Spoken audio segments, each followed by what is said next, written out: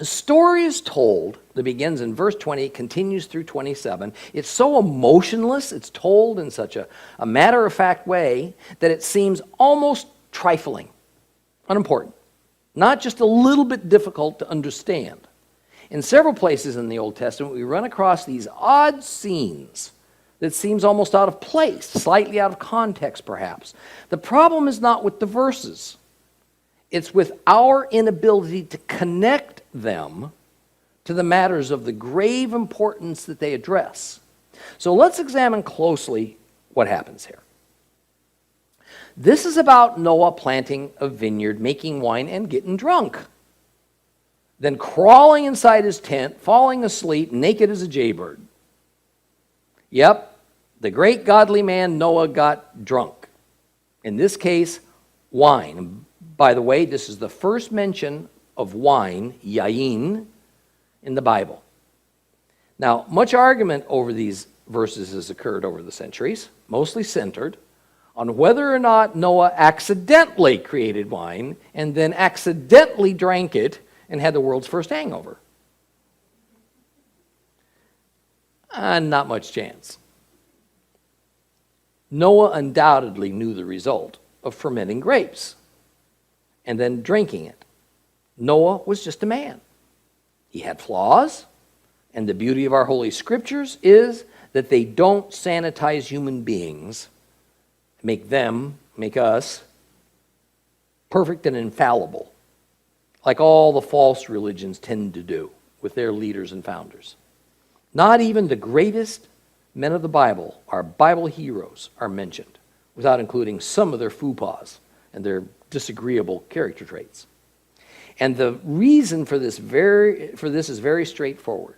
Our righteousness before God's not dependent on us. It's dependent on God. Always has been. Always will be. But for some reason, Ham enters the tent of Noah and discovers him drunk and naked. And he goes out of the tent and he tells his two brothers, Shem and Japheth. The two brothers then drape a cloak over their shoulders.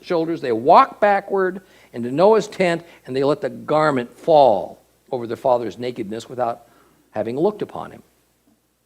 When Noah wakes up, he's offended.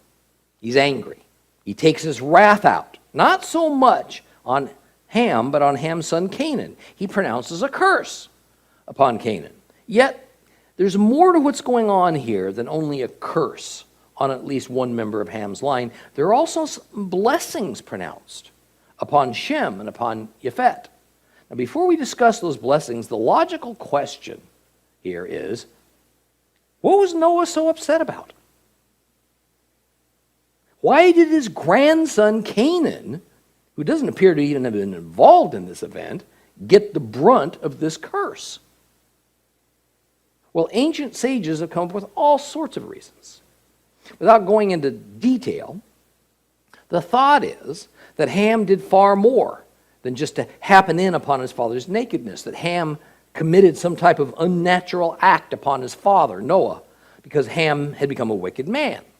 Virtually every competent Bible version uses words in verse 24 that says something like, "And when Noah awoke, he knew what his youngest son had done to him. Yet, although I used to think so, I no longer accept that Ham did any more to his father than see him naked and then run out and report what he saw to his brothers." After a lot of reading of the ancient Hebrew sages, I see that there were likely two crimes committed by Ham. First was the crime of shaming his father. It was not simply seeing his father Noah drunk and naked that was the crime. It was what Ham did about it. Rather than show respect by just covering up his father and then leaving without uttering a word, Ham dashed outside and tattled to his brothers. And in doing so, Ham did not honor his father. And what a principle's laid down here. Noah deserved to be honored because, first, he was Ham's parent.